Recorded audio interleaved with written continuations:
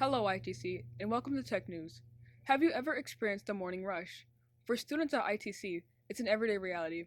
From 7:15 to 7:50, students struggle entering the building. From only one metal detector to lack of staff creates lines leading to the parking lot. This brings the issue of many students being late to the first block, possibly losing important information from classes. Every student looks forward to lunch. After plenty of classes during the day, lunch is a much needed break. But when students are finally released, they are only met with an overcrowded and chaotic lunchroom.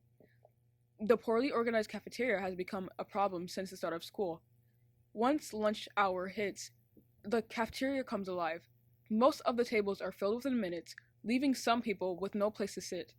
Plenty of kids get overwhelmed by the chaos at lunch.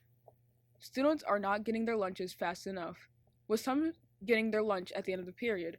The overpacked room is creating problems outside of lunchtime as well, cutting class time while people rush to finish their food. Have you also been giving over-enrolled classes during the 2021-2022 school year?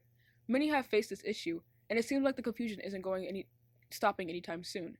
The culprit behind this: the sudden surplus of students. Due to the number of students in the school, which is well above the amounts in the past years, people have been having trouble getting their schedules changed. The counselors are overwhelmed with people asking to come in and switch up their classes, and the students are getting impatient. Luckily, over time, there has been less complaints. We can only hope to have everyone feel comfortable with their classes. The dress code in Syracuse City schools has become a problem for female students due to the limitation in style it can create. A lot of students feel as if the dress code is limiting to self-expression and unfairly targets the girls of our schools. Though the school may not be running its smoothest, staff are trying their best to transition us into the real world. Speaking of the real world, here are some current world news. To high schoolers, the Cold War is seen as an issue from their parents and even their grandparents' generations.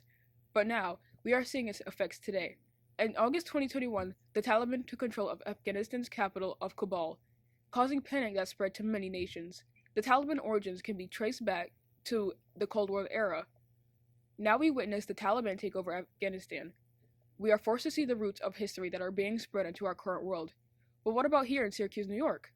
The spotted lanternfly is the newest danger to New York's forests and agricultural systems. The spotted lanternfly is a highly invasive species native to Asia that was first discovered in the US in 2014. The bugs drain our trees of sap needed for the tree's survival and lay large amount of eggs, hatching thousands of insects. What can you do to help? Look out, be aware of those red and black bugs and their nymphs.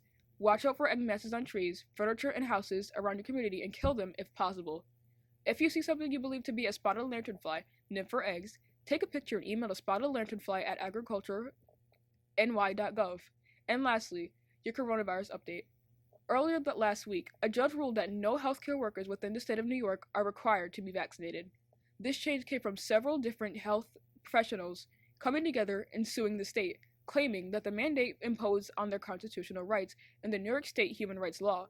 Since the mandate did not allow anyone to be exempt for religious reasons, a judge ordered New York to drop the vaccine mandate till September 22nd.